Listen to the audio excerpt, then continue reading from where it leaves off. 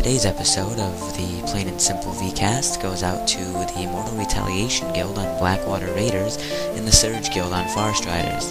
Thank you for spreading the show around, and it's much appreciated.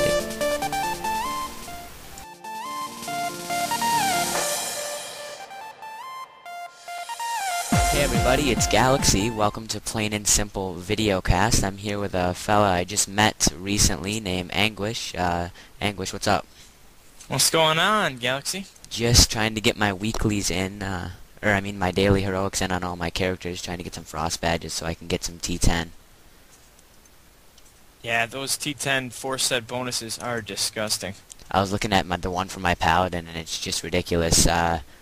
He could really use it too, because he still has a couple of item level 200 pieces, because I haven't played him since Nax, and I'm still trying to upgrade some of that through heroics and whatnot, but it's kind of repetitive, so I get a little bored of it. But what have you been doing recently in WoW? Well, we've been raiding ICC 10 in Surge. We actually went up. We normally jump in there Wednesdays, Sundays, Mondays. Weren't able to get in there this week on Wednesday, so we had to go in on Sunday, and we one-shotted everything up to Putricide and got a couple of swings in on Putricide. He's pretty hard. Yeah, I haven't done him yet. On my shaman, the guild I'm currently raiding with, I went with them Saturday night for a couple of hours, well, more like an hour, and we went up to Sarfang, and I had to leave, and they ended up getting up to Dreamwalker and calling it, and I think we might be going back there later tonight, but I'm not sure. And then, for those of you who don't know, Surge is a raiding guild that I used to raid with multiple years ago, and I just recently reunited with the old guild master, and I'm going to be transferring over and raiding with Anguish, and hopefully I'll have a spot. Definitely, man. So, let's get right into it then. I don't know if you know or not, but they recently just put on the Blizzard store a new XT mini pet and the Celestial Steed, which I'm sure you've seen all over the Constellation horse. What do you think? Yeah. What do you think about Blizzard selling mounts as or for real money? Well, it's merchant. It's just another income stream for them, and more power to them if they can get people to pay real world money for in-game stuff. Then God bless them, I guess. I completely agree. I think the mount looks very cool, but I would never pay the money to get it just because everybody has it, and I think that really takes away from how cool it is since it's so common. Yeah, I really actually like what they did with the Pandaren Monk.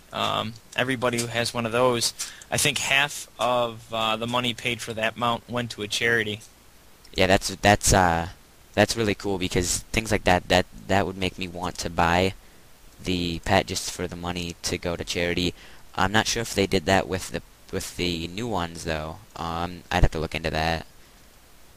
Yeah, there's actually, I didn't even know it, but there's a lot of stuff. There's a lot of stories behind some of the stuff in WoW.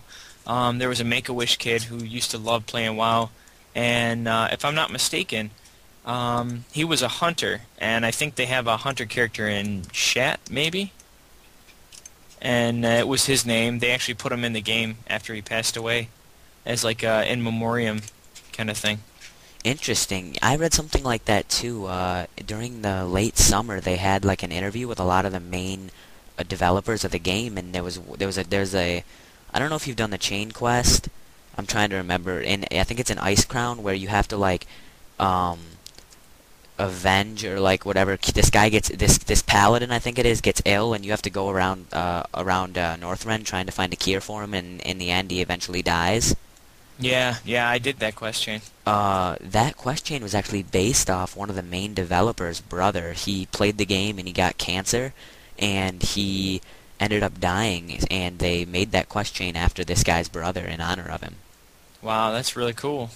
It was like a 10-minute interview with the guy, and he was explaining about it, and I guess he showed the developer showed the quest chain and the whole memorial video of it to his parents, and I don't know, I heard it was pretty moving. I never actually saw it because I can't find it anywhere online, but I just saw the guy talking about it.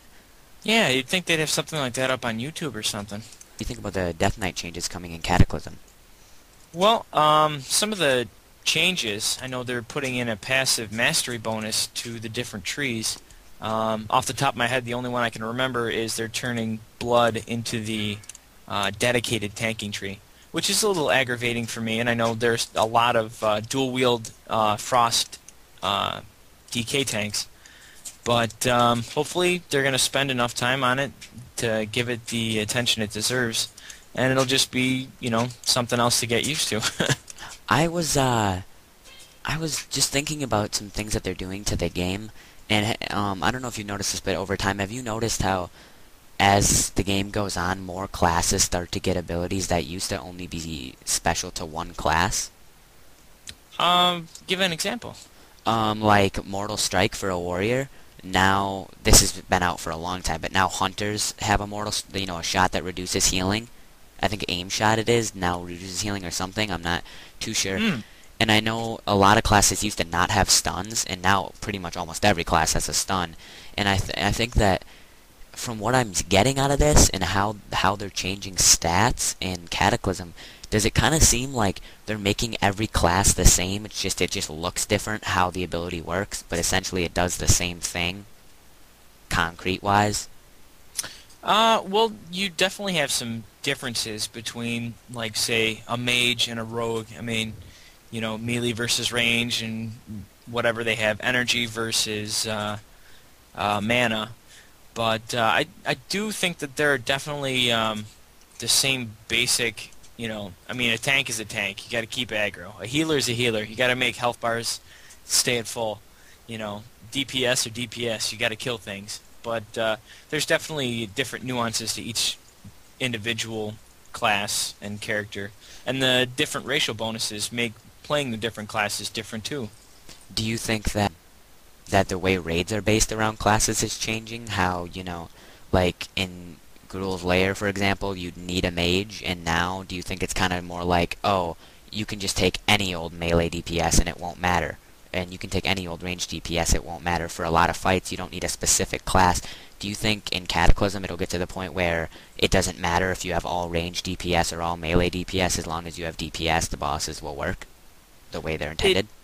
It seems to be going that way. As far as back when WoW first came out, it was very specialized. Like, you would need different classes to get different bonuses to get through the different encounters. And as time has gone on, they've made it more accessible to enlarge the audience, but making it more accessible and kind of dumbing it down a little bit.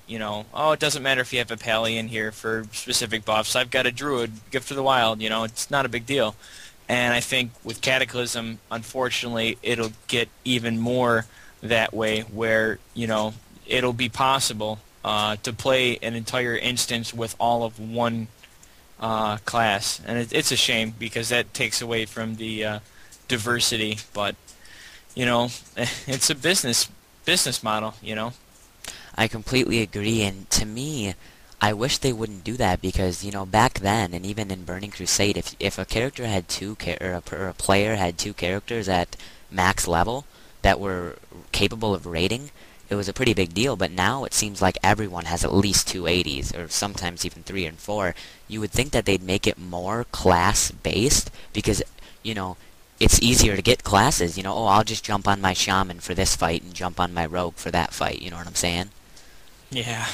And I don't know, like, I thought it was a lot of fun. Like, I mean, it was frustrating, especially for guilds that didn't have a certain class, because in some instances they'd be, stopped at a boss because they couldn't pass it. But I also think that WoW got so popular because of the way it was played and how you needed those relationships between players to do things and progress in the game once you got to a certain level, at least in PvE. And I'm not sure that I'm really gonna enjoy that they're kind of simplifying it. Yeah, you're going to have people both ways. You're going to have the casual gamers enjoy the simplification. You're going to have the hardcore gamers looking for more of a challenge. And I think when the Star Wars MMORPG comes out, you're going to lose a lot of hardcore gamers. Alrighty, well that's it for now. I just wanted to put something out for Monday, and hopefully I will have something out within the next week or sooner. I'd like to thank Anguish for coming on the show today. It's much appreciated. Please tell all the Surge members hi for me tonight in Raid, and hopefully we'll get you on the show again soon, man. All right, no problem. Take care, man. Alright, later.